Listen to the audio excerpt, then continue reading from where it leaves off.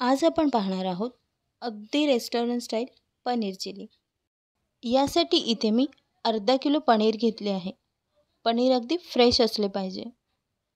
तर याचे आपल्याला मोठे मोठे असे क्यूब्स करून घ्यायचे आहेत। मी हे सगळे पनीर या पद्धतीने कट करून घेतले आहे। आता आपण पनीर मॅरिनेट करून घेऊया।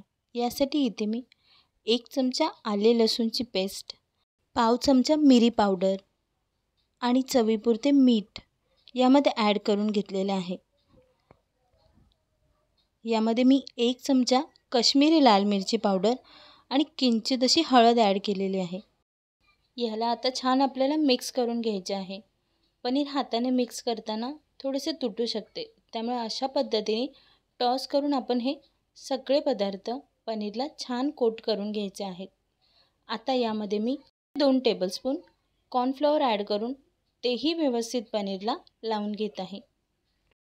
अशा पद्धतीने पनीर टॉस करूनच आपल्याला याला कॉर्नफ्लॉवरही लावून घ्यायचे आहे। तोपर्यंत मी गॅसवर तेल तापायला ठेवलेले आहे। तेल आपल्याला खूप छान तापवून घ्यायचे आहे आणि हे पनीर तळताना गॅस फास्ट ठेवायचा आहे। त्यामुळे आपले वरचे कॉर्नफ्लॉवरचे कोटिंग पटकन क्रिस्पी बनते। आपल्याला हे पनीर अगदी 1 मिनिटभरच फ्राय करायचे आहे। जास्त फ्राय केल्यास पनीर कडक होते। 1 मिनिटामध्ये कॉर्नफ्लॉवरची कोटिंग व्यवस्थित क्रिस्पी बनते। पनीर टाकल्या त्याला चमचा अजिबात लावायचा नाही। अर्ध्या मिनिटाने आपण अशा पद्धतीने पनीर हलवून घेऊ शकतो। सुरुवातीला जर तुम्ही चमच्याने पनीर हलवले तर ते खाली कढईला चिटकून तुटू शकते।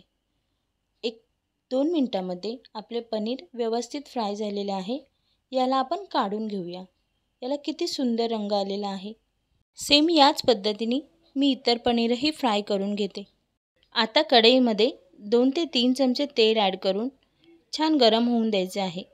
तेल गरम झाले की यामध्ये 7 ते 8 पाकळ्या लसणाच्या मी अगदी बारीक कापून ॲड केलेल्या आहेत।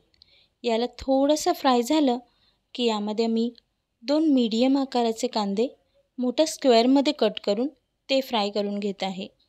लगेचच यामध्ये मी 1 शिमला मिरची सेम स्क्वेअर आकारामध्ये कट करून तीही फ्राय करायला घेतली आहे। आता या भाज्या आपल्याला जास्त वेळ फ्राय नाही करायच्या, कारण याचा क्रंच पनीर चिलीमध्ये छान वाटतो। या भाज्या आपल्याला 1 मिनिट फ्राय करायच्या आहेत। त्या फ्राय होईपर्यंत इथे मी 2 चमचा कॉर्नफ्लॉवरमध्ये अगदी थोडेसे पाणी घालून कॉर्नफ्लॉवरची स्लरी बनवून घेतलेली आहे। या कन्सिस्टन्सीमध्ये ही स्लरी असली पाहिजे। आपल्या भाज्या इथे फ्राय झालेल्या आहे। आता यामध्ये आपण 1 टेबलस्पून व्हाईट व्हिनेगर आणि 1 टेबलस्पून ब्लॅक सॉस ॲड करून घेतलेला आहे। यामध्ये मी आता 2 टेबलस्पून शेजवान चटणी ॲड केलेली आहे। आता ही चटणी तुम्ही तुमच्या आवडीनुसार कमी जास्त करू शकता। मी इथे पनीर चिली अगदी स्पायसी बनवलेली आहे। यामध्ये मी अगदी थोडेसे मीठ ॲड केलेले आहे, कारण शेजवान चटणीमध्ये आणि आपण अगोदर पनीरमध्ये थोडेसे मीठ ॲड केलेले होते। आता यामध्ये आपण जी कॉर्नफ्लॉवरची स्लरी बनवून घेतलेली आहे ती ॲड करून घेऊया। स्लरी ॲड केल्यावर आपल्याला 1 मिनिटभर हे सगळं व्यवस्थित शिजवून घ्यायचे आहे।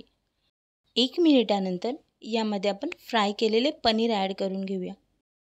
पनीर ॲड केल्यानंतर आपल्याला हे सगळं व्यवस्थित मिक्स करून घ्यायचे आहे। याचा रंग पाहून तुम्हाला अंदाज येतच असेल की पनीर चिली अतिशय सुंदर, अगदी रेस्टॉरंट स्टाईल परफेक्ट अशी बनलेली आहे। शेवटी यामध्ये थोडीशी बारीक कापलेली कांद्याची पात ॲड करून घ्यायची आहे आणि आपलं पनीर चिली रेडी झालेलं आहे। मी या पनीर चिलीला सर्व करून घेते।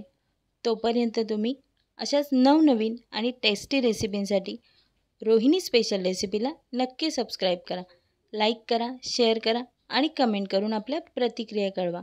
आणि हो, आपल्या बिझी शेड्यूलमधून वेळ काढून माझा हा व्हिडिओ पाहिल्याबद्दल थँक्यू।